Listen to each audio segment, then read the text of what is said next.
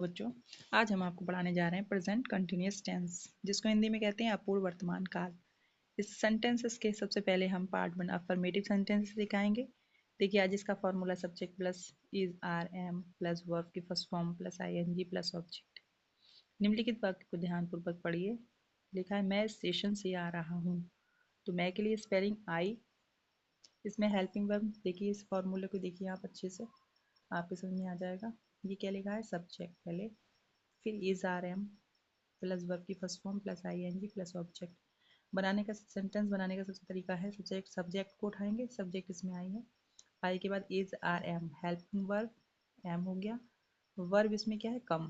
कम कम के प्लस में आई एन जी लगा देंगे, दो जगह कमिंग। ऑब्जेक्ट है फ्रॉम स्टेशन। ये आपका करेक्ट सेंटेंस हो गया। इसी तरह से देखिए नेक्स्ट सेंटेंस इसका, कुछ लोग बसें रोक रहे हैं। तो देखिए, कुछ लोग बसें रोक रहे हैं। Some people are stopping buses. Some people, कुछ लोग, इसमें सब्जेक्ट हो गया, हेल्पिंग वर्ब आर, रोकने को कहते हैं स्टॉप, और आईएनजी लगना है इसमें, है स्टॉपिंग बसेस। सबसे मेन चीज़ क्या है, प्रेजेंट कंटिन्यूअस टेंस में आईएनजी का इस्तेमाल किया जाता है। मरीज दर्द सहन कर रहा है। तो देखिए मरीज को कहते हैं पेशेंट, इज सहन कर रहा है बियरिंग, किस चीज़ को, पेन को, दर्द को। तो the patient is bearing pain, वह अब सो रहा है। तो कहेंगे ही इज स्लीपिंग नाउ, वे गीत गा रहे हैं, they are singing a songs. इस तरह से देखिए, आज चलिए आप इसकी पहचान समझते हैं। इस काल के वाक्यों से ज्ञात होता है कि कार्य समाप्त नहीं हुआ है बल्कि जारी है। इस काल के वाक्यों के अंत में रहा है, रहा है, रही है, रहा हूँ, रहे हैं आदि शब्द आते हैं। अनुवाद के इसके बनाने के कुछ नियम है, वो देखते हैं। इस टेंस में इज एम आर के साथ मेन वर्ब की फर्स्ट फॉर्म में आईएनजी का प्रयोग किया जाता है। सेकंड नंबर देखिए, आई के साथ हमेशा एम का यूज होता है, और यू वी दे के साथ आर का इस्तेमाल किया जाता है। ही शी इट सिंगुलर नाउन्स के साथ इसका प्रयोग किया जाता है। आईएनजी लगाने के नियम होते हैं, कुछ नियम भी समझ लेते हैं। यदि किसी क्रिया के अंत में ई हो, तो क्रिया जानते हैं, क्रिया कहते हैं वर्ब। ई हो तो आईएनजी लगाते समय ई हट जाता है, जैसे कि टेक। अब ये टेक है, टेक में क्या करेंगे, ई हटा देंगे, क्या हो जाएगा, टेकिंग। गिव है, ई आ गया इसमें लास्ट में क्रिया में, तो हम क्या करेंगे, इसमें ई हटा देंगे, हो जाएगा गिविंग। जब हम आईएनजी जोड़ते हैं तो जहाँ पर यानी कि वर्ब के लास्ट में ई आ जाए, उसके बाद प्लस आईएनजी आ जाए, तो हम ई को वहाँ पर रिमूव कर देंगे, हटा देंगे। इस तरह से ये हमारा गिविंग हो जाएगा। अब देखिए कम, देखिए कम में ई है, ई को हटाकर रिमूव कर कर यहाँ से क्या कर देंगे, कमिंग।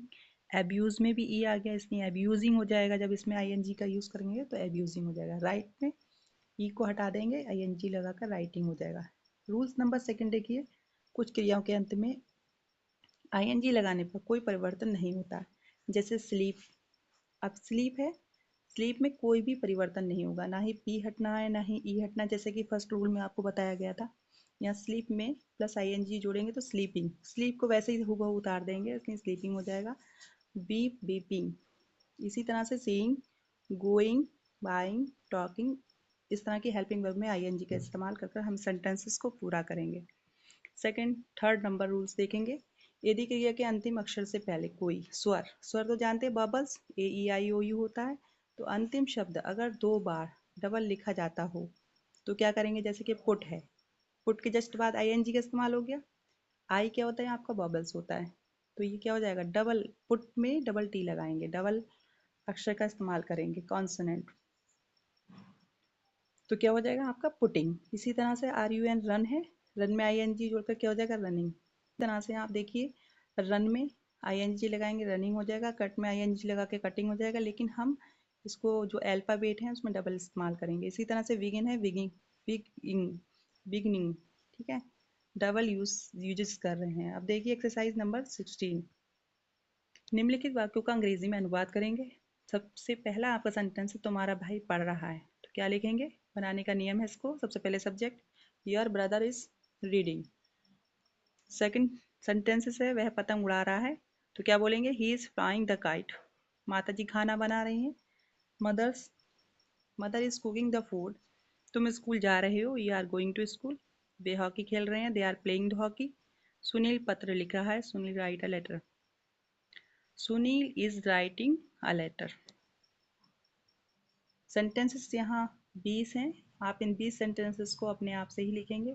जैसे कि मोर खेत में नाच रहा है, तो peacock is dancing in the field. मैं मैच खेल रहा हूँ, I am playing the match. इसी तरह से इसमें सेंटेंस जितने भी हैं आप अपने आप से अपनी कॉपी पर नोट डाउन करेंगे। देखते हैं नीचे, निम्नलिखित वाक्यों का हिंदी में अनुवाद कीजिए। जैसे कि ये लिखा हुआ है, इन सेंटेंस का ट्रांसलेशन इंग्लिश में किया जा चुका है, आप इसको हिंदी में ट्रांसलेट करेंगे। जैसे कि फर्स्ट नंबर का है, I am reading my letter. मैं अपना पत्र पढ़ रहा हूँ। Riya is singing a song. Riya गाना गा रही है। We are doing a work. हम अपना कार्य कर रहे हैं। We are swimming in the pond. तुम तालाब में तैर रहे हो। They are learning their lesson. It is raining cats and dog. ये सेंटेंसेस लॉन्ग है। यहाँ आएगा, it is raining continuously heavy. It is raining heavy continuously. She is playing in the park. The cat is catching the mouse. He is running after the hare. Ma is talking milk. Amit is repenting his guilt.